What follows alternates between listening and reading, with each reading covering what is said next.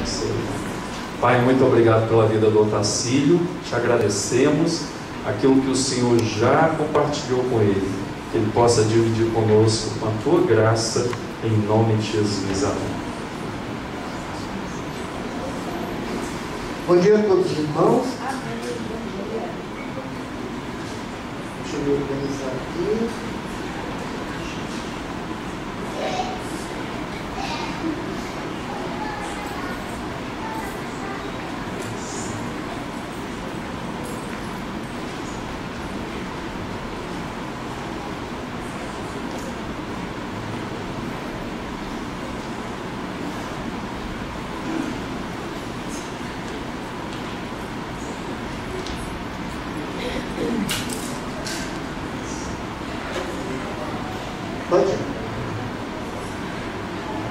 Deixa eu ver se eu acerto isso.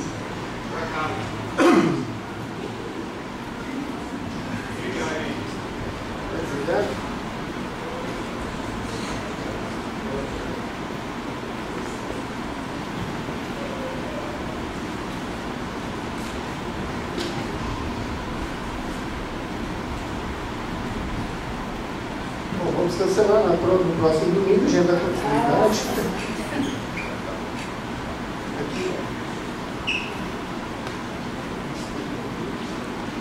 Bom, estou com o auxílio aqui do notebook por causa da grande vista, né? Tem uma dificuldade para enxergar. Bom, irmãos, dando continuidade ao que o Isidro, professor, pastor Isidro, iniciou na semana passada, nós temos uma função importante de fazer com que a gente mostre o princípio do cristianismo, como ele foi formado, quais foram as características, o que influenciou, porque existem hoje várias teorias que distorcem a verdade a respeito do início do cristianismo. E eu acho que é extremamente interessante que a gente se situe aqui, que a gente estude esse assunto, para que essas impressões ou essas ilusões que pregam para a gente sejam desmistificadas e a gente possa estar ciente de que tudo foi uma obra de Deus, e tudo sendo uma obra de Deus, existiu uma história. Algumas pessoas não acreditam, por exemplo, que Jesus Cristo veio em carne e osso. Outros acreditam que ele é uma espécie de lenda, um mito. Outros acreditam que o imperador romano, Constantino, influenciou no cânon bíblico. Então, uma série de informações que chegam para a gente, que chegam distorcidas e muitas vezes até mentirosas mesmo, baseado em teorias que tentam destruir toda a nossa fé em Cristo.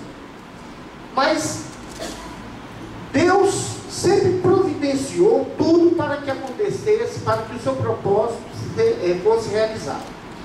É mais ou menos o seguinte: quando você convida uma pessoa, um parente para sua casa, você fala assim: olha, vai lá em casa comer um bolo e tomar um café, que é uma coisa relativamente simples, muito boa, mas simples. O que você vai primar? Se a pessoa marcou de chegar na sua casa às 5 horas, não vai ser 5 para 5 que você vai verificar se tem o ovo, se tem a farinha de trigo, se tem açúcar, se tem um pó de café. O que você faz antes? Você vai tomar algumas providências com antecedência, para fazer com que a pessoa chegando à sua casa, o bolo esteja bem feito, já em fase de conclusão, melhor que já esteja pronto para evitar que dele queimar, né? E você possa servir um bolo gostoso, um café saboroso. Então o que você faz? Você vai lá na despensa e verifica se tem os ingredientes. Você vai na geladeira e verifica se o ovo está ali. Você verifica se tem o gás no fogão. Ou seja, você toma toda uma providência anterior à execução desse bolo. Posteriormente, você começa a trabalhar esse bolo. Se a gente for parar para verificar, quando você pega o ovo ali, quebra e começa a mexer, ele não tem cara de bolo. Ele não tem cara de bolo. É um ovo mexido, muitas vezes até com aspecto ruim. começa a criar aquela espumeira, né? Daqui a pouco você joga uma farinha de trigo, o ovo some, você começa a mexer ali, parece que está muito seco. Ele vai misturando, e vai virando uma pasta amarelada. Não tem cara de bolo. Não tem cara de bolo. Mas você está pegando os ingredientes e juntando tudo em um recipiente, na sua proporção correta. Quantidade de sal, é uma pitada de sal, uma pitada de sal. São 3 colheres de farinha de trigo, 3 colheres de farinha de trigo. E quando a massa já está pronta, mesmo que pareça ali uma sopa toda misturada, a gente leva no forno. Aí está lá, vou colocar durante 20 minutos a 200 graus Celsius. Daqui 20 minutos, 200 graus Celsius, você chega lá, aquela massa, aqueles ingredientes que estavam ali todos desconectados um do outro, aquela massa que parecia feia, se formatou num bolo gostoso, vistoso, cheiroso. E aí a nossa visita vai poder saborear com você aquele bolo maravilhoso. Fica a sugestão. Bom, mas será que se eu vou convidar um parente, um amigo, um irmão da igreja para ir à minha casa preparar um bolo, eu tomo todos esses cuidados? Será que Jesus Cristo também não tomaria esse mesmo cuidado para a vida de seu único filho, a terra? Jesus Cristo, nosso Salvador? Então ele tomou. Então a vida de Cristo já estava prevista no Antigo Testamento, teve toda uma preparação para que quando ele chegasse, naquele momento, naquele instante, todas as condições propícias para o entendimento e para o crescimento da igreja estivesse pronto. E mesmo aqueles ingredientes do bolo que parecia não fazer sentido um com o outro, aparentemente também o que estava acontecendo no mundo naquela época também não parecia muito propício para a vida do Cristo. Aquela pessoa que estava vivendo naquele momento ali não conseguia perceber essas nuances. Por quê? Porque ela estava vivendo no cotidiano. Ali ela estava conseguindo ver só um ingrediente. Ela não conseguia ver o bolo pronto. Tá? Então nós temos aqui que na plenitude dos tempos, a hora que Jesus veio, eu passei aqui, esqueci de passar ali. Pronto. A hora que Jesus encarnou como homem, chegou essa plenitude do tempo que chegou a nossa salvação. E isso tem um relato bíblico. Diz o seguinte: a era histórica da preparação que antecedeu a vinda de Cristo, vindo à plenitude dos tempos, Deus enviou o seu Filho. Está em Gálatas. A vinda de Cristo aconteceu quando tudo já estava preparado na terra. O tempo está cumprido e o reino de Deus está próximo. Marcos 1,15. Ou seja, nós temos relato no Novo Testamento a respeito dessa preparação e desse momento exato em que Cristo veio à terra para poder trazer sua mensagem e principalmente nos salvar. Bom, judeus, gregos e romanos, eles fizeram uma preparação religiosa para a vida de Cristo. Os gregos e os romanos, eles deixaram um desenvolvimento histórico para o Cristo exercer o impacto máximo sobre a história. Ou seja, cada nação contribuiu com um pouco. No caso da Grécia, comecei a fugir, já querendo adiantar o assunto. No caso de Roma, ela tinha os cultos dela eram com idolatria, culto de mistérios e culto ao imperador. Esse culto de mistérios, ele era espalhado em toda aquela região mediterrânea. Tá? E esse povo, mesmo aquele povo guerreiro, conquistador, ele estava sendo usado por Deus para um propósito. Qual era esse propósito? Ele queria fazer a unicidade, fazer com que aqueles povos, todos ali desconectados anteriormente, passassem a ter um único governo, passasse a ter uma única forma de pensar, uma única lei. Obviamente, gente, imagina, por exemplo, o Brasil, vamos pegar o Brasil como exemplo. Nós temos uma Constituição e leis federais, que a Constituição rege todas as leis do Brasil. Mas você tem leis específicas de estados e leis específicas de cidades. Por que isso? Por causa das suas particularidades. A especificidade de cada local obriga a ter leis próprias ali, que tem pouca abrangência, visto que é local, mas que impacta na vida das pessoas. Mas olha, com a expansão de Roma, criando o grande Império Romano naquela região próxima ao Mediterrâneo, fez com que aqueles povos começassem a uma mudança, uma transformação, e que passasse por essa condição de pensamento, ou seja, começava a caminhar num único sentido cultural, e que tivesse umas leis que fossem que as leis valessem para todo aquele império, como a nossa Constituição vale para todo o Brasil. Ora, a formação de uma cultura, a formação de um pensamento do povo, não acontece do dia para a noite, principalmente quando você tem vários povos de culturas diferentes, de regiões diferentes. Então esses povos,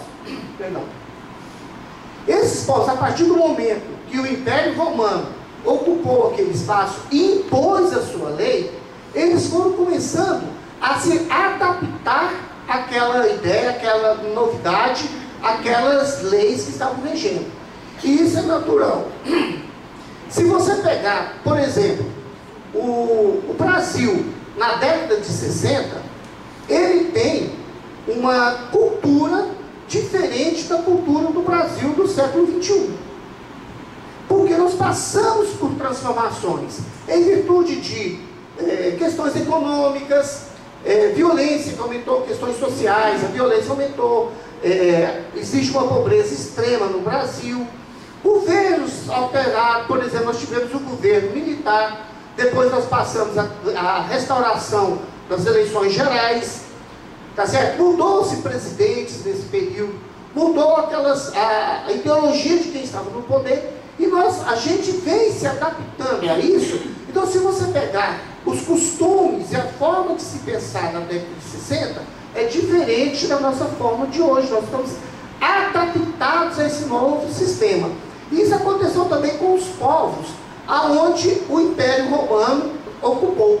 As pessoas foram se adaptando àquela nova realidade, àquela nova forma de se viver. E a lei era única para todos eles. Obviamente, como eu disse, existia a especificidade de cada local. Então, cada local tinha uma cultura que foi adaptada, tinha suas leis que foram adaptadas, tinha toda uma forma de se viver que foi alterando ao passar do tempo. E isso começou 5 séculos antes de Jesus Cristo, para que tivesse tempo dessa sociedade ir se adaptando a essa nova realidade. Obviamente, hoje em dia, a gente consegue se adaptar muito mais rápido, uma vez que o meio de comunicação hoje, o meio de transporte, é muito rápido. Então hoje acontece algo nos Estados Unidos, daqui 10 segundos a gente recebe no celular. Naquela época, você precisava dos comerciantes, dos viajantes, dos soldados que iam para as guerras, para que eles transitassem e levassem aquilo que estava acontecendo no mundo. Então, por isso, um tempo tão longo para que o mundo se adaptasse a isso. E aí, os romanos, eles tiveram a influência na preparação da vida de Cristo, a influência política. Como, por exemplo, o Código das 12 Tábuas. Esse código é um código que tem a sua base nos costumes romanos, mas foi influenciado pelas diversas nações que eles invadiam.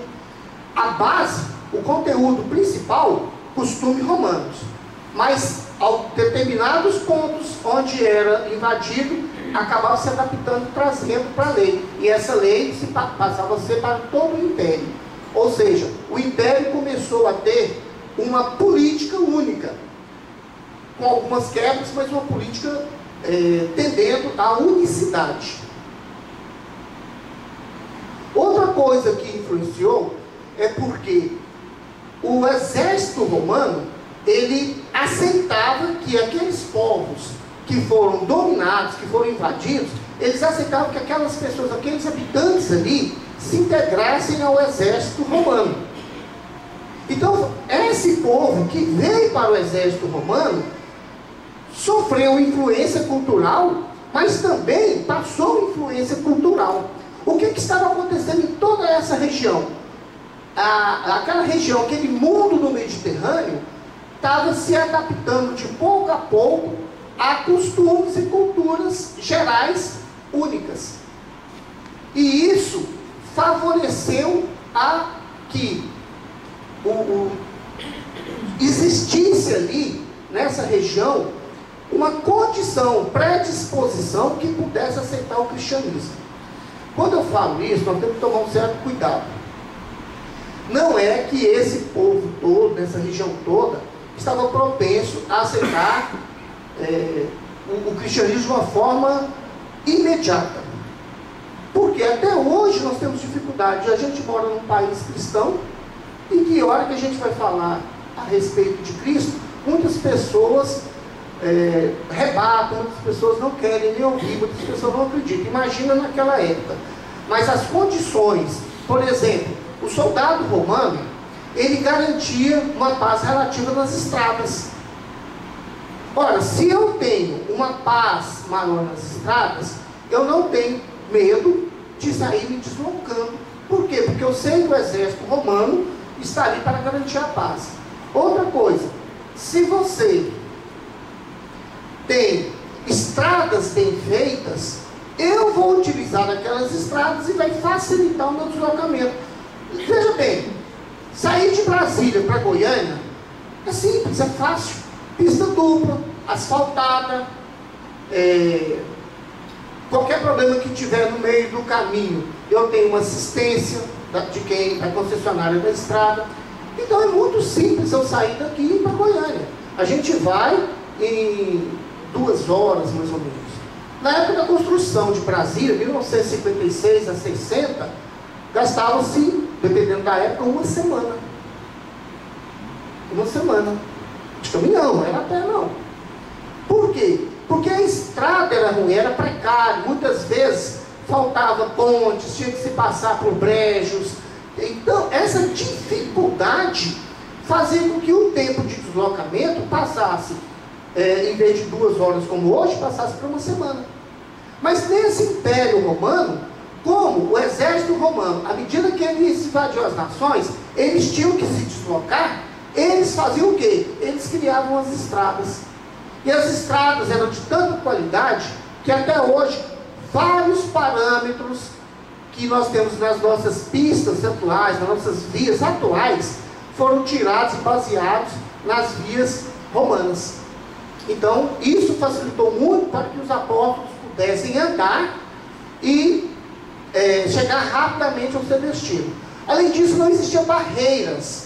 Vamos imaginar hoje, eu vou entrar num país, eu tenho que passar na alfândega, na imigração, eu tenho que pegar meu documento, eu corro o risco de chegar lá nos Estados Unidos com documento, com visto, eles olharem para mim e falarem assim, Tarcísio, você não vai entrar, eu tenho que voltar. Então, nessa época, também poderia acontecer isso, mas como o Império Romano, como os romanos constituíram todo aquele império, então o deslocamento entre as nações era livre para os romanos. Era livre para o povo que estava no Império Romano, não romanos, mas para o povo que estava no Império Romano. Inclusive para os apóstolos. Ou seja, nós tivemos uma condição política criada pelos romanos para que facilitassem o deslocamento dos apóstolos, dos discípulos e daqueles novos cristãos por todo aquele império, levando todo o evangelho de Cristo. Então a gente vê, muitas vezes na história, só a questão de Roma ser aquele povo bravo, lutador, guerreiro, aquele povo que tomava nações. Por trás estava o propósito de Deus de fazer essa unicidade, unir tudo aquilo ali, para que a propagação da palavra de Deus fosse facilitada.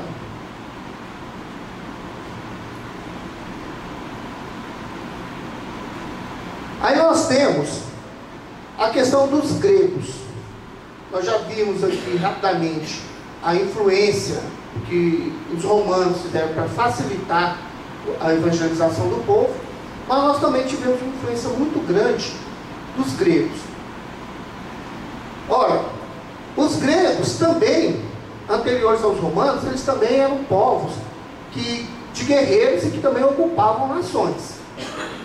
E eles ocuparam várias nações, e a língua que eles tinham foi sendo disseminada nessas várias nações. Então, várias nações ali do Mediterrâneo, onde os gregos ocuparam, eles levavam o grego clássico.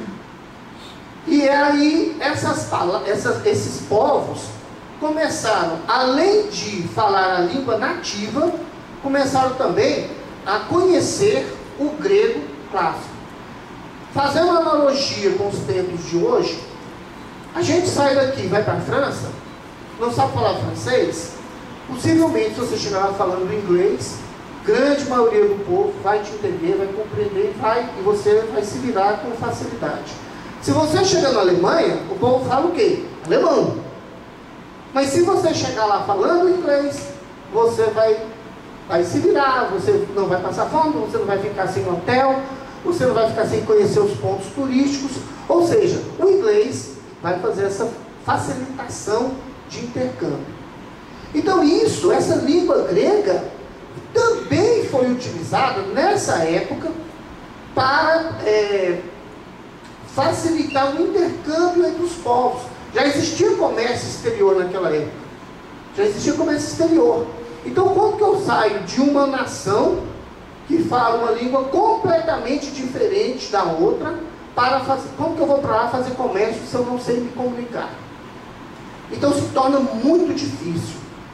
E não existia cursinho. No dia tal você chegava lá, não tinha o CCA de grego, o CCA de hebraico, não tinha. Então era um dificultador para os intercâmbios, para os diversos comércios que existiriam naquela época. Com o grego, eles utilizaram o grego para poder quebrar essa barreira linguística. Só que esse grego foi sofrendo transformações, porque o grego clássico era falado mais numa certa parte mais elitizada. Por exemplo, os romanos mais da elite, eles falavam o latim e também falavam o grego clássico. Mas, gente, a língua, quem estuda linguística sabe que a língua é dinâmica. E a língua tem modificações. À medida que você vai utilizando, mesmo sendo a mesma língua, você vai utilizando, essa língua vai tendo alterações. Se você pegar uma gíria da década de 60 aqui no Brasil, ninguém mais entende hoje. Lembra que o Alberto Carlos dizia mora, não é isso? Brasa. Morou. Pão. Um homem bonito era chamado de quê? Pão. Se você chegar no cara hoje e falar assim, você é um pão, o cara fala, o que está me xingando, né? O que é isso? Hoje já não se fala. E várias palavras que antigamente eram chulas, hoje já integram a língua nossa, o vernáculo. E a gente, ou seja, são modificações que a língua acontece na linguagem e que o povo vai adaptando e passa a prevalecer. Então o grego clássico, ele foi se transformando até chegar no koiné, que é uma linguagem mais popular e uma linguagem que ocupava todas as regiões. Ou seja, você com o grego koiné, você saía naquela região mediterrânea e você se comunicava com as pessoas como o inglês hoje. E esse grego koiné foi de extrema importância para a divulgação e a propagação do cristianismo. Por quê? Os apóstolos e os discípulos, quando eles saíam para pregar, eles utilizavam esse grego. Tanto que o Novo Testamento é escrito em grego koiné. Ou seja, foi uma língua universal aqui naquela região mediterrânea, que também foi instrumento utilizado para que o cristianismo pudesse chegar em toda aquela região. Além disso, os gregos, através da filosofia, eles disseminaram modos de pensamento, modos de como conduzir sua vida, modos de como ver Deus, que fez com que o povo ficasse afastado de um Deus soberano como a gente conhece hoje. Por quê? Eles centralizaram o mundo nos homens. Então nós temos aqui a filosofia grega preparou o caminho para a vida do cristianismo, destruindo antigas religiões politeístas. Então, olha só, politeísta, perdão. Então, olha só, a religião politeísta era aquela que tinha vários deuses. Então, você tinha 5 deuses, 10 deuses, é muito famosa a mitologia grega, que os romanos depois adaptaram para a cultura deles. Então, tinham vários deuses, Zeus, Marte, Júpiter, Baco. Então, para todos eles, para todas as ações da vida deles, existia um Deus. Mas a filosofia grega veio trabalhando, através de Sócrates e Platão, uma centralização no homem, tá certo? Fazendo com que o homem, destruindo aquela imagem de vários deuses, tá?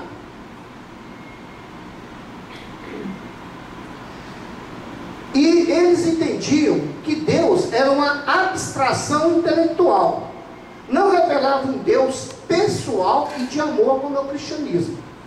Porque nós acreditamos num Deus pessoa e um Deus que tem amor, um Deus que tem um sentimento pelo homem. Eles entendiam, a filosofia grega estava levando o homem a entender que Deus era uma abstração intelectual. O que acontece com isso? Um esfriamento, um afastamento de Deus. Quando você começa a centralizar a vida na razão, começa a centralizar a vida no homem, o que vai acontecendo com Deus? Nós vamos matando Deus. Nós vivemos hoje uma época assim. Nós vivemos uma época assim, onde o homem é que vale tudo. O importante é a felicidade do homem, o importante é o homem vivendo agora. O que nós estamos fazendo? Nós estamos trabalhando uma era da razão, que começou lá no iluminismo, através da filosofia grega, a era da razão. E aí, nessa questão da era da razão, o homem começa a achar que tudo tem uma explicação natural. Então, para que eu preciso de Deus, se eu tenho a questão minha, vem da própria natureza? Então, eu não vou precisando de Deus, eu vou descartando Deus. Os gregos começaram a descartar seus deuses. Eles começaram a centralizar no homem e começou a entender que a razão era a razão da vida do ser humano. Esse esfriamento causou um vácuo espiritual, porque nós homens precisamos sim de Deus. Nós sentimos a necessidade de Deus. Nós sentimos essa necessidade de um ser superior que conduz nossa vida. Então, esse esfriamento que a própria filosofia grega causou naqueles homens, propiciou com que, quando chegasse o cristianismo, preenchesse esse vácuo espiritual. Nós temos aqui uma analogia entre um e outro. Então, aqui do lado esquerdo aqui está Sócrates, e Platão do lado direito o cristianismo. Então aqui está, resumidamente, Sócrates e Platão. O mundo é temporal, o mundo temporal dos sentidos. Nós fizemos aqui e sentimos aqui. Sombra do mundo real. É uma sombra, nós estamos vivendo aqui numa aparência de um mundo real. O pecado era um problema mecânico e contratual, não como um problema da pessoa que afronta Deus e prejudica o homem. Era dessa forma que, basicamente, resumidamente, óbvio, né, que era constituído o pensamento de Sócrates e Platão. Agora, o que é que o cristianismo abordava? A realidade não é temporal e material, mas espiritual e eterna. Sim, não é, o fundamento não é que seja só um tempo limitado aqui. Nós temos uma eternidade. E o mundo espiritual, e tem aqui, só me entender. A realidade não é temporal e material, mas espiritual e eterna. É um contraste, né? Não é material e temporal, mas espiritual e eterna. Então o que acontece? Aquele povo que estava no vácuo do mundo espiritual, quando chegou essa opção, ele já se agradou disso. Foi oferecido a revelação histórica do bem, da beleza e da verdade na pessoa de Deus homem.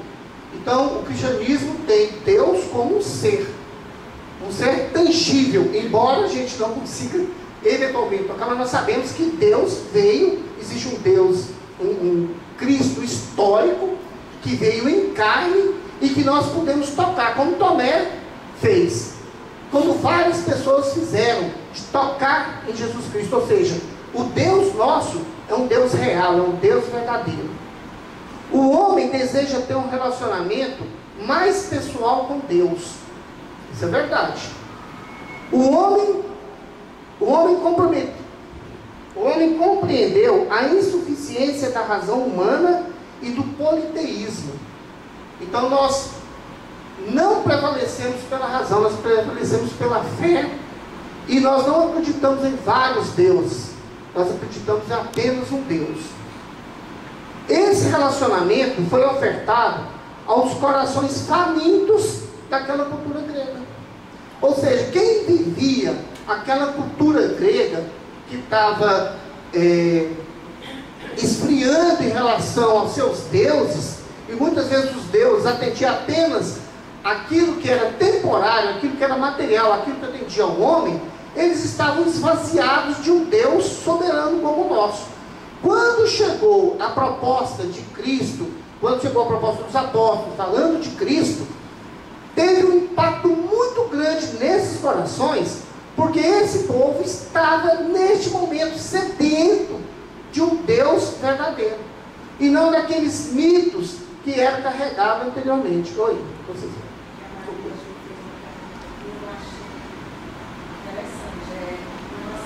Deuses, né? Quem eram esses deuses e o que eram? Se na verdade eram só estátuas, era só ou também existia adoração ao homem, né? Como existia Faraó, muitas vezes pela própria posição que eles exerciam, existia idolatria sobre a vida deles. Então esses deuses especificamente, se tem como Ô Socorro, o seguinte, eu vou ficar te devendo isso aí, porque na verdade eu não consegui, eu queria ter dado pelo menos uma olhada, eu até cheguei de montar uma tabela com alguns deuses, e função, o que achava, mas eu acabei não conseguindo concluir esse estudo. Mas de uma forma geral, esses deuses, sempre eles são relacionados a eventos naturais, né? Então quando tem evento natural, cria-se uma ideia de um Deus que rege aquilo ali, e que passa a influenciar na vida do homem. Mas eu não vou conseguir te responder com precisão isso aí. Aí eu não vou falar só do meu achismo, porque senão eu posso comprometer o entendimento. Mas depois eu dou uma olhada e posso te responder isso, tá bom? Inclusive falar de filosofia aqui hoje está muito fácil para mim, né?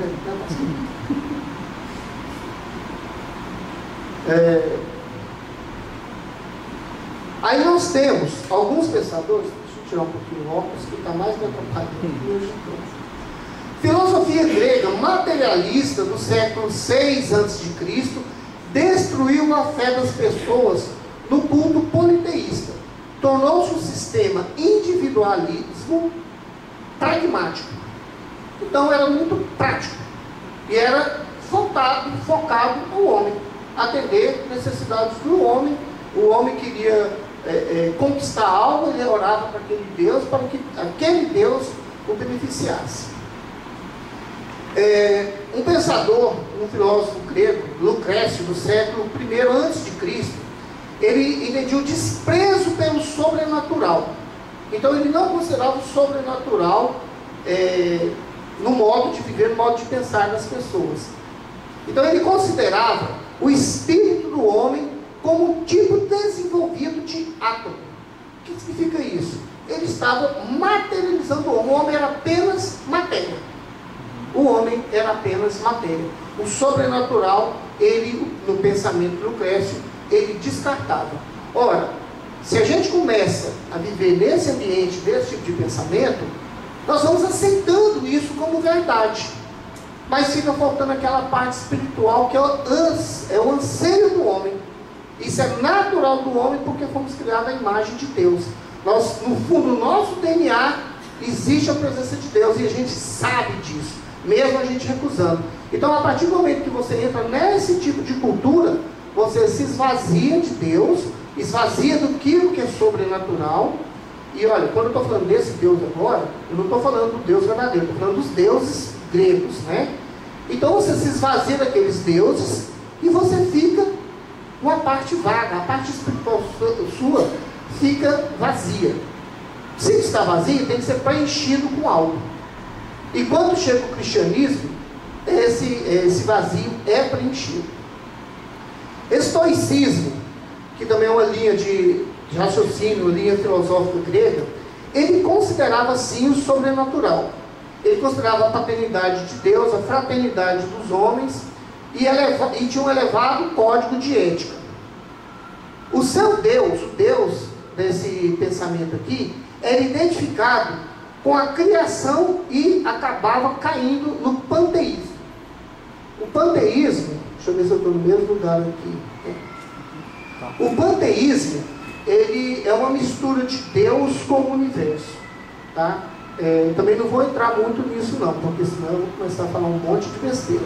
Eu procurei na internet o que era exatamente o panteísmo, aí tem uma discussão gigantesca lá, e basicamente é um todo, é como se Deus fosse um todo, uma mistura do universo, como se fosse a natureza, fosse uma coisa mais etérea. Permitir que o homem praticasse sua própria obediência às leis naturais descobertas pela razão. Ou seja, o que prevalecia era a lei natural. Era o homem, através da razão, analisando o mundo, analisando o seu meio, para que ele pudesse obedecer a essas leis. Aonde está Deus aqui? Afastou de Deus aqui. Tá?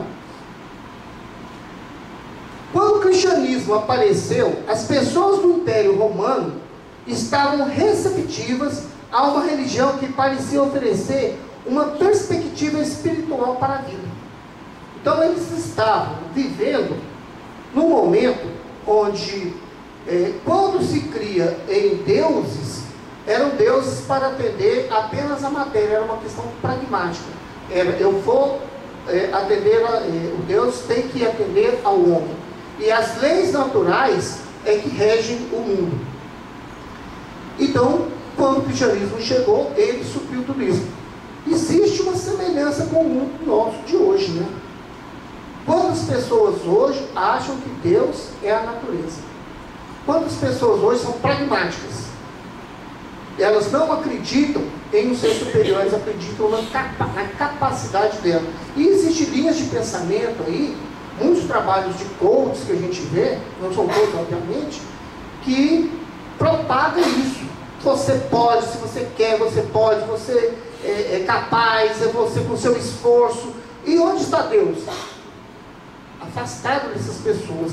Aí essas pessoas seguem essa linha de raciocínio, vão tendo ascensão social, vai tendo ascensão no serviço, vai tendo prestígio, até que caia alguma tribulação na vida dela e que ela percebe que ela não é dona da vida dela. Algumas não, algumas infelizmente partem sem ter essa consciência. Bom, nós já vimos a influência romana que contribuiu para a propagação do cristianismo. Nós vimos agora o grego que também proporcionou a propagação. E agora nós temos também os judeus. Os judeus, contribuição para com o cristianismo. Romanos, contribuiu com a política. O grego, com a intelectualidade. E os judeus com a religiosidade. O judeu, ele tinha, desde o que vem descrito lá do Antigo Testamento, uma relação muito próxima com Deus. Ele conhecia o Deus único, o Deus verdadeiro. E esse campo é que foi o local propício para o nascimento do cristianismo. Porque esse povo vem sendo preparado há muitos séculos antes. Desde Abraão, esse povo está sendo preparado. O povo, de um modo geral, está sendo preparado desde o Jardim do Éden, quando foi a expulsão do Jardim do Éden. Mas o povo judeu, desde Abraão, vem sendo preparado para a recepção do Cristo. Então, aquele povo, religiosamente, era o mais preparado para receber a encarnação do Deus vivo. O judaísmo é o caule de onde haveria de brotar o cristianismo. Ora, gente, o que era Jesus Cristo? Ele era judeu. Jesus Cristo cumpria as leis judaicas. Tanto que no transcorrer do ministério dele, que é transcrito no Evangelho, ele várias vezes, ele vai a Jerusalém no cumprimento das festas. Todas as regras, todas as leis judaicas, Jesus estava cumprindo. Ou seja, o judaísmo igual está dizendo aqui, é o caule da onde se brotou flores do cristianismo. A Judéia tinha uma posição extraordinária para facilitar o cristianismo. Por quê? A Judéia fica ali no entrocamento, na encruzilhada entre a África, Ásia e Europa. Ora, se a gente tinha ali, nessa região, um único império, e o comércio era exercido nessas regiões, então o mundo passava pela Judéia. Então saía-se do Mediterrâneo europeu, dizia-se ali por onde hoje é a Turquia, né, que era a Síria, e passava pela Judéia para chegar ao norte da África. Mesma coisa, o etíope que queria ir lá para a Síria, que queria ir para a Grécia, ele também passava pela Judéia. Então a posição geográfica da Judéia também foi fundamental para que o cristianismo pudesse ser disseminado em todo aquele mundo conhecido no Império Romano, obviamente.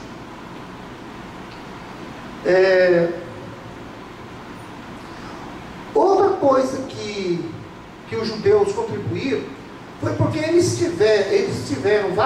foram conquistados, e nessas várias conquistas o povo judeu foi levado como escravo. Por exemplo, na Babilônia, eles pegaram os judeus, principalmente os mais a elite do povo judeu, e levou para a Babilônia. E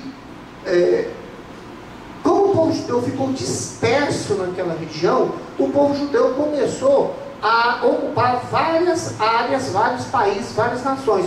E o povo judeu, ele continuava sendo judeu, mesmo quando ele estava na escravidão, mesmo quando ele estava em outras nações, ele continuava sendo judeu. Porque ele tinha um elo muito forte, mesmo longe de seu país, ele tinha a crença num Deus único.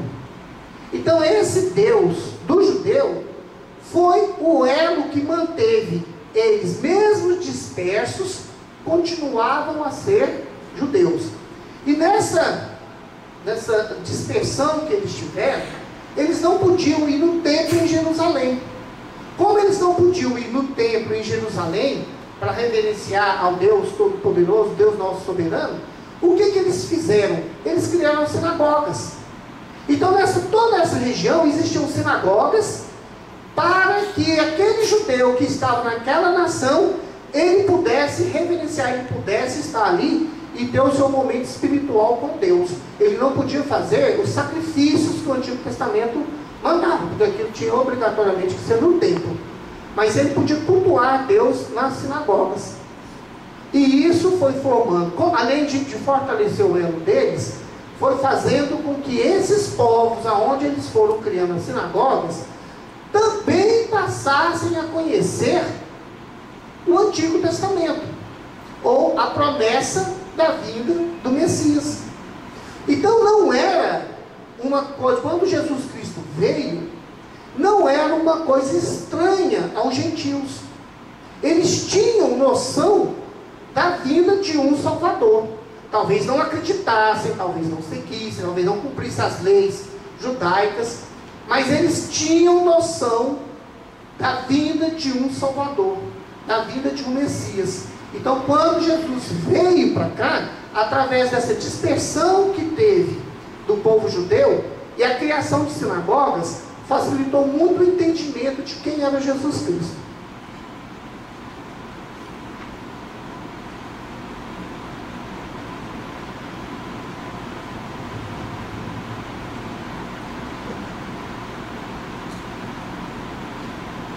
Fazendo leitura rápida aqui, o tempo já está correndo, até 11 está passando.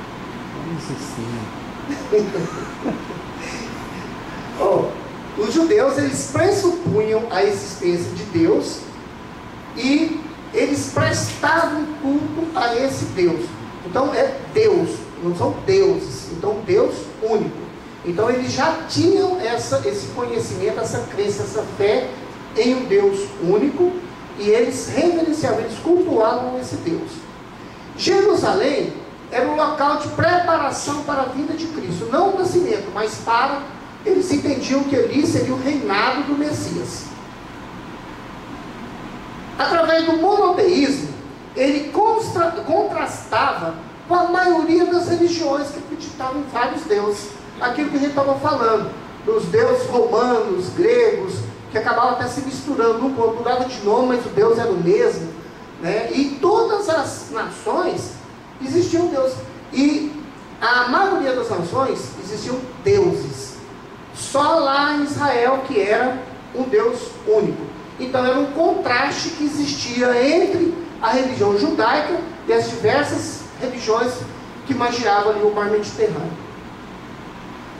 Não idolatria. Depois que o judeu saiu do cativeiro da Babilônia, nunca mais teve registro que a nação deles utilizou de idolatria. Pelo contrário, eles ficaram bem legalistas a respeito das leis judaicas, né?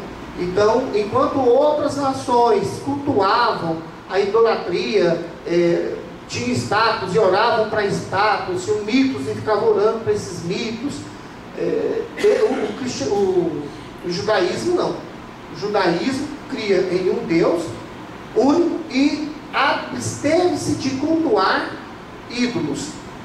Isso foi depois que eles voltaram da Babilônia, porque antes o registro bíblico mostra que várias vezes os judeus caíram na tentação de adorar deuses estrangeiros, deuses estranhos, e idolatrar imagens. Os profetas condenavam os deuses pagãos, exatamente porque eram ídolos. Espalhados na região mediterrânea por 3 séculos. Então, imagina, por 3 séculos os judeus ficaram, aliás, os judeus sempre ficaram espalhados, né, depois da dispersão deles. Mas, antes de Cristo, por 3 séculos, eles ficaram espalhados naquela região, levando aquele povo a conhecer o judaísmo. Entenda o seguinte, não quer dizer que aqueles povos ali no mar Mediterrâneo, volta ao mar Mediterrâneo, acreditassem no judaísmo, ou aqueles que acreditassem, seguissem fielmente. Eram outros povos, outras culturas, outras religiões. Mas eles conheciam, não era algo desconhecido. Então toda aquela crença, todo aquele rito, as leis judaicas, eles tinham conhecimento. Então quando veio Jesus Cristo, que trouxe a verdade, e foi tudo justificado no Antigo Testamento, então não teve tanta surpresa, e facilitou essa penetração do cristianismo naqueles povos gentios.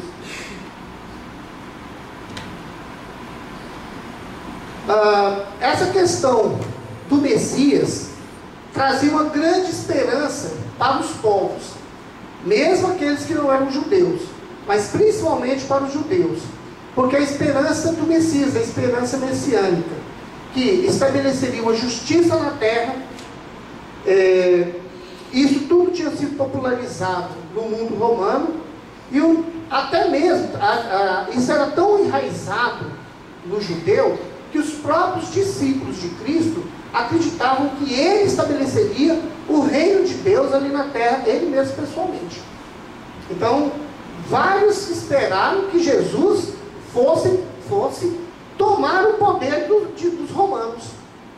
Então, era enraizado. Ou seja, eu conheço, eu acredito, mas existem distorções no meu entendimento. E essas distorções era essa, de achar que Jesus Cristo viria, seria um guerreiro, dominaria Roma e estabeleceria o reino de Deus em Jerusalém, fisicamente, materialmente. Mas o importante aqui é a gente perceber ver se eu estou...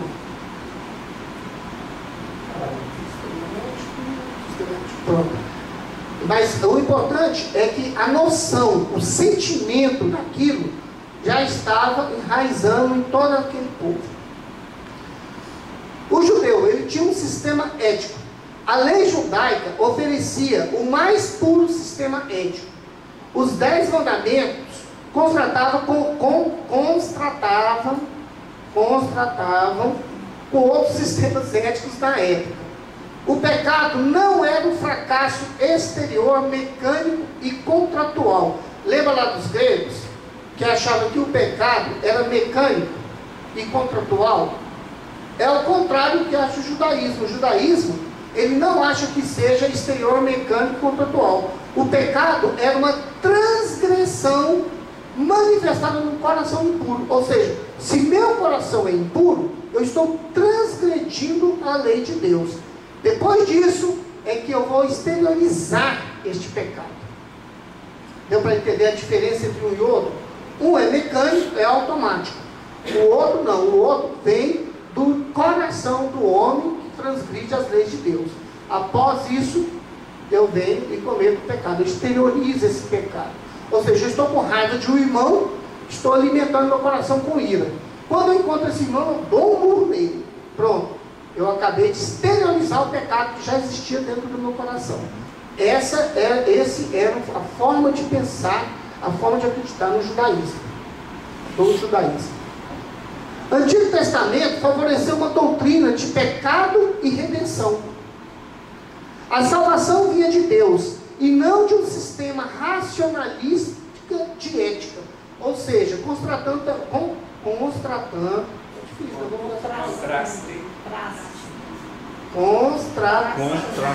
contrastando. Isso.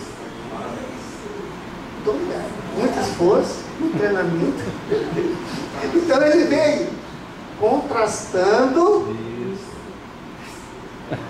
com os gregos. Olha, imagina, se aquele povo grego estava sedento de um Deus mais espiritualizado, de um Deus mais justo, um Deus mais amoroso, quando veio o judaísmo mostrando que podia existir isso, e depois veio o cristianismo que preencheu esse vácuo no coração de todo aquele povo do Mediterrâneo.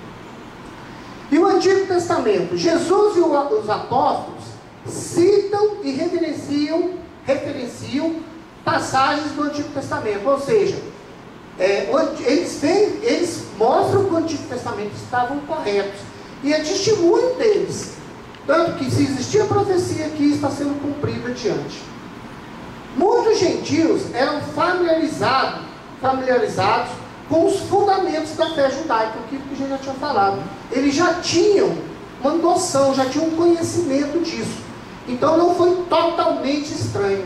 E muitos gentios, inclusive, participavam dos cultos das sinagogas. Tinham pleno conhecimento da lei judaica. Tinha pleno conhecimento das profecias. Então, quando chegou os apóstolos apresentando Jesus para os gentios, eles já sabiam que existiria o Messias e Aquilo era o testemunho que Jesus era o Messias, era o Cristo de Deus. O avanço do cristianismo no Império Romano até o 100 depois de Cristo. Cristo é a pedra sobre a qual a igreja foi fundada.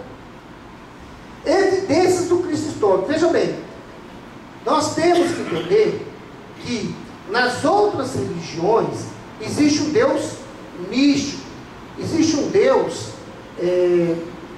no além, existe um Deus intocável, existe um Deus pela razão, pela natureza. Jesus foi histórico, ele esteve aqui na terra, ele viveu aqui, ou seja, ele teve uma história, ele passou situações aqui, ele comia, ele bebia, ele pregava. Então ele esteve verdadeiramente aqui entre os homens. Quando se questiona, quando alguém questionar a vinda do Cristo verdadeiro, ele está querendo, na verdade, destruir o cristianismo. Porque ele vai jogar o cristianismo a pensamentos filosóficos, modo de encarar a vida. Muitas vezes existem pensadores que acreditam que Jesus Cristo não encarnou, que Jesus não encarnou aqui na terra.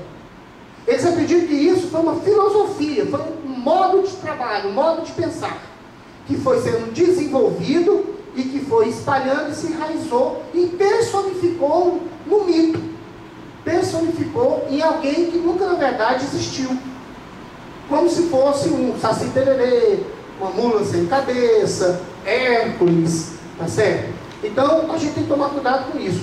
Agora, quais são as evidências que Cristo realmente esteve aqui em carne e osso? Nós temos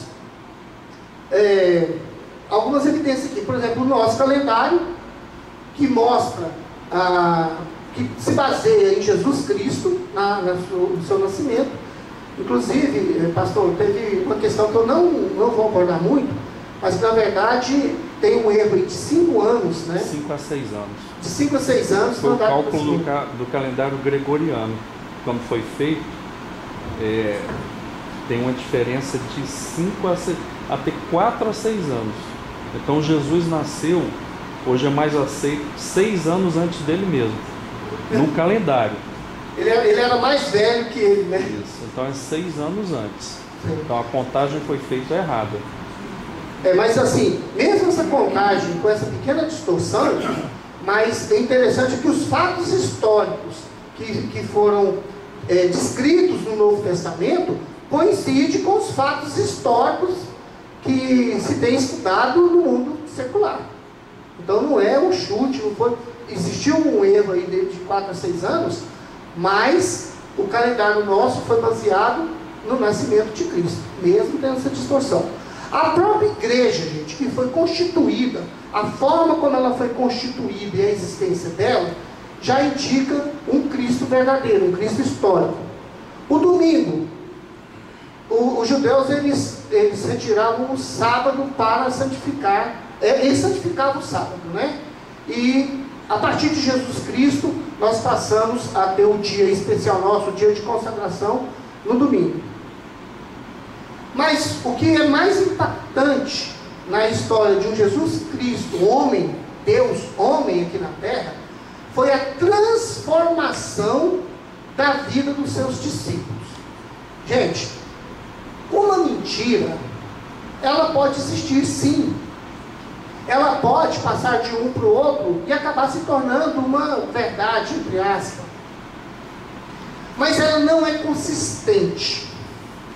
Então vamos supor que nós aqui combinássemos de sair aí na rua e falar que Deus, Jesus Cristo veio e se materializou aqui pra gente.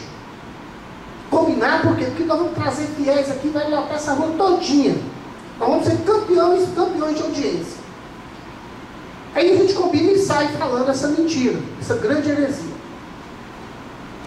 E nós vamos manter isso, porque começa a vir pessoas para cá. Começa a lotar, nós vamos ficar satisfeitos.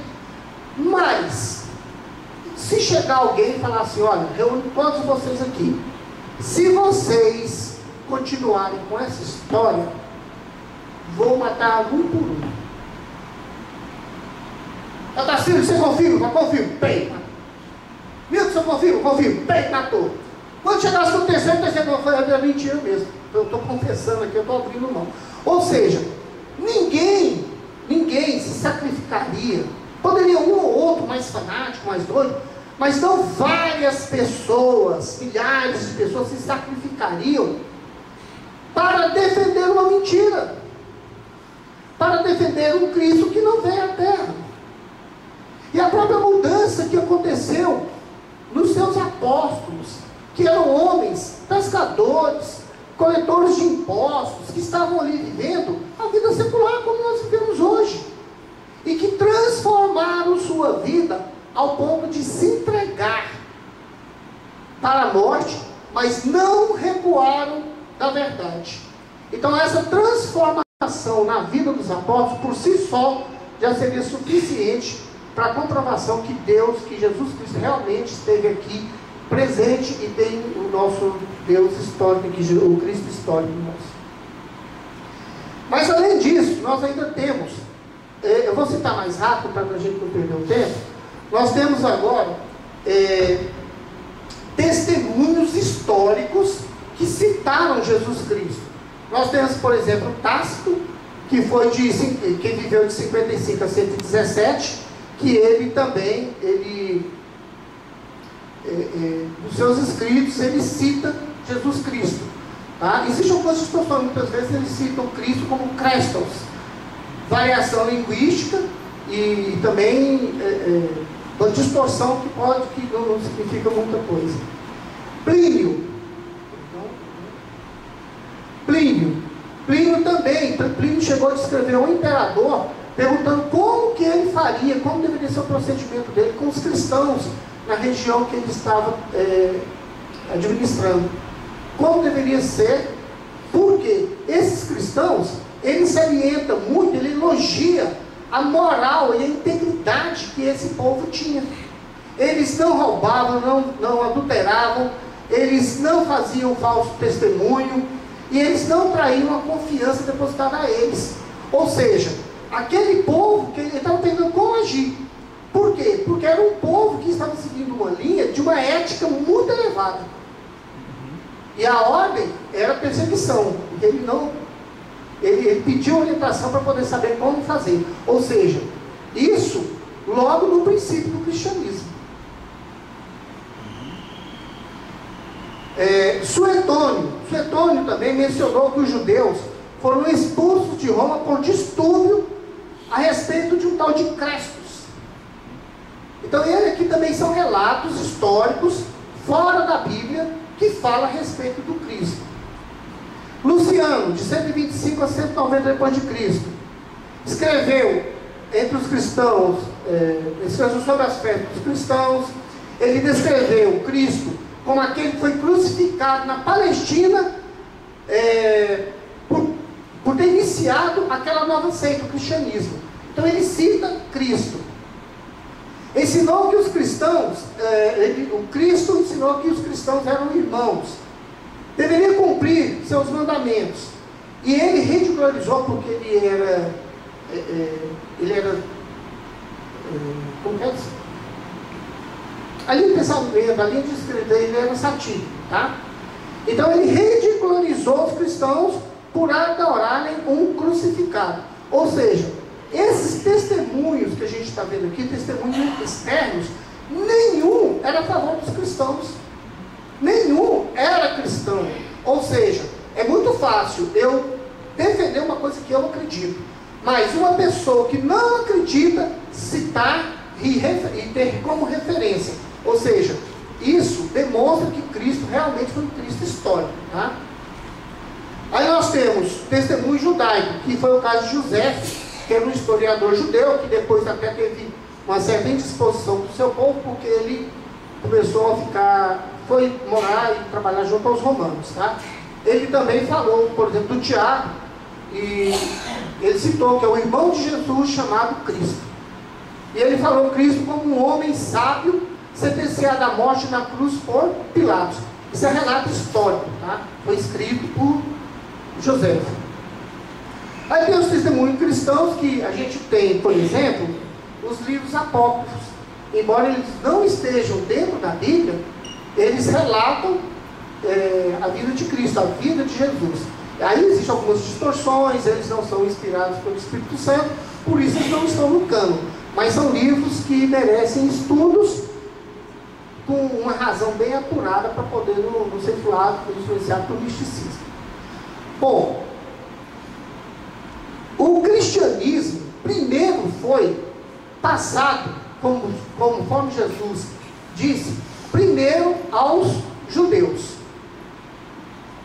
Cristo é o fundamento da igreja, mas ele não é o fundador da igreja. Então ele é o fundamento. A igreja existe em função de Cristo, mas ele não fundou a igreja. Cristo não chegou e criou uma instituição organizada. Mas a instituição, quando foi criada, teve Jesus Cristo como sua base. Em Atos, mudei ali? Isso. Em Atos, Lucas narra a fundação e a divulgação da igreja cristã pelos apóstolos sob a direção do Espírito Santo. Ou seja, os apóstolos foram organizando a instituição à medida que passou a ter necessidade, eles foram criando organizações para poder gerir, para poder conseguir fazer a gestão daquele movimento. Então, a partir do momento que eles começaram a fazer essa organização, principiou-se a instituição igreja. Então, os apóstolos, eles foram um instrumento que o Espírito Santo utilizou para a formação de sua igreja. Cristo disse aos apóstolos que eles teriam de testemunhar a respeito dele em Jerusalém, como em toda a Judeia e Samaria, e até aos confins da terra. Isso está registrado em Atos, capítulo 1, versículo 8. Ou seja, o que ele disse? Primeiro, dê testemunho de mim em Jerusalém. Pedro, no Pentecostes, foi a primeira pregação dele. Converteu 3.000 pessoas que estavam ali ouvindo a pregação dele. Então, ele obedeceu. O Espírito Santo, Jesus mandou e o Espírito Santo orientou eles nesse trabalho. Então, Pedro pregou primeiramente em Jerusalém. Depois, com a perseguição, eles começaram a sair para outras cidades. Aí eles foram pelas cidades da Judéia, foram para Samaria e depois aos gentios. Ou seja, eles seguiram sistematicamente o que Jesus tinha determinado. O Evangelho foi proclamado por Deus primeiramente em Jerusalém, depois a outra cidade da Judéia e Samaria. A igreja primitiva foi primeiramente judia. A igreja primitiva começou aonde, gente? Na Judéia. Os apóstolos estavam ali. Ali começou, todo mundo começou a divulgação, começou as pregações, as conversões, e ali teve que se organizar para que aquilo fluísse. Vocês imaginam o seguinte: na primeira pregação de Pedro, 3.000 pessoas se convertem. Imagina que chegasse hoje aqui, pastor, 3.000 pessoas falam assim: pastor, nós entendemos Jesus e a gente quer agora a comunhão aqui com vocês. Tinha mais ou menos o tamanho da igreja aqui, que eram 120 na comunidade, no capítulo 1 de Atos, e foi acrescido 3.000. Quer dizer, 120 quando a igreja aqui, aí vem 3.000. 120, né? Sim. Imagina um salto de 120 discípulos mais 3.000. É muita coisa. É muita coisa. Como que você organiza isso? Como que você prega? Como que você vai ver o problema? Tem pessoas que estão passando necessidade. É tanto que no capítulo 6 já deu pau. Porque aí foi de 3.000 para 5.000. 5.000. E aí as viúvas dos judeus helenistas estavam sendo esquecidas na distribuição do pão. Já deu pau, porque os apóstolos não podiam fazer tudo, e a igreja também não tinha organização.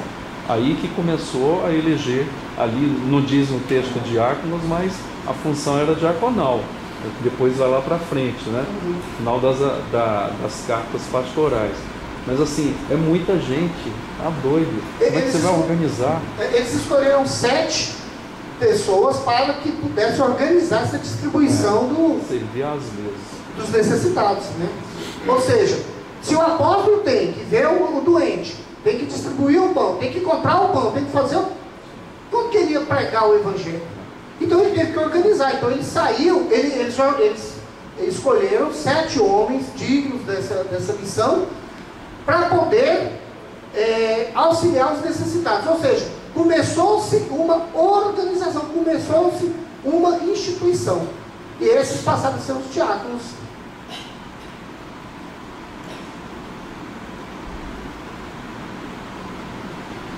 Um grupo de pessoas que acreditavam em Cristo se reunia numa casa. Tem registro disso em Atos 12, 5, em Romanos 16, 5, Colossenses 4, 15, Filemão 2, mas não se considerava ainda uma organização.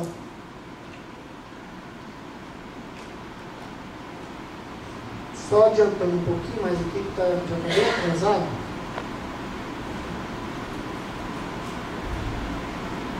Bom, mas os cristãos, que ainda nem eram chamados de cristãos, eles começaram, esse número de cristãos começaram a acontecer, eles foram se organizando para conseguir fazer toda essa gestão, mas nós tivemos uma perseguição, porque isso não estava agradando aos sacerdotes.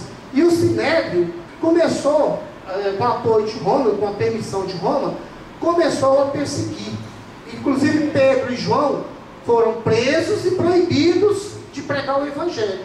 Só que eles se recusaram, eles desobedeceram o Sinédrio e continuaram a pregar.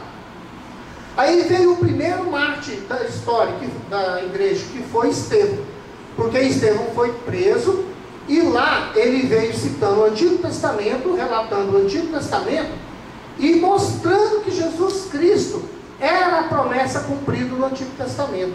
Então nisso, no ato ilegal, eles, porque não, quem podia fazer, quem podia matar era Roma, pegar a permissão para matar era Roma, mas no ato ilegal eles levaram ele para fora da cidade, apedrejaram e mataram.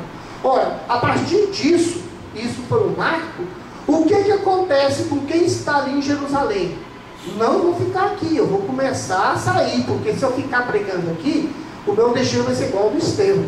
Então eles começaram a sair de Jerusalém e fazer as pregações nas outras cidades da Judéia e Samaria.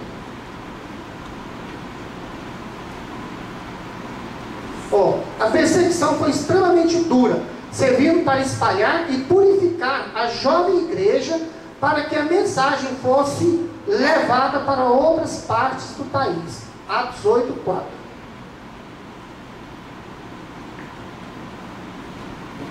Eu estou com medo, já deu, está faltando 2 minutos para as 11, ainda tem a ceia. Eu estou achando melhor a gente já parar, porque eu já estou começando a correr. Fica tranquilo. Tá? É o seguinte, gente, tem ainda bastante aula para a gente ver. Na próxima eu quero trazer também um mapa, colocar um mapa aqui, porque o mapa dá uma referência muito boa para a gente. Então a gente colocar um mapa aqui, à medida que a gente for falando, e vai falando da expansão da igreja, a criação das igrejas, como foi a primeira igreja que foi criada com gentios na Antioquia, na Síria. Então a gente vai mostrar aqui no mapa, facilita a visão da gente.